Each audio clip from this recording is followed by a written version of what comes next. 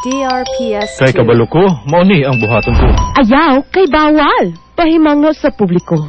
Nga gibawal ang pagbanghatag og limos sa mga individual o bata sa kalsada, sulod sa establishmento o sa mga publikong sakyanan dinhi sa atong syudad sa Malay-Balay. Kini pinasubay sa Presidential Decree No. 1563 o Anti-Mendicancy Law 1978. Usa ka nasudnong balaod nga nagtinguha pagpakgang sa pag-abuso sa mga bata, ingon man ilikay ang mga gapanglimos sa aksidente sa dalan ug himuong luwas ang dalan alang sa mga motorista.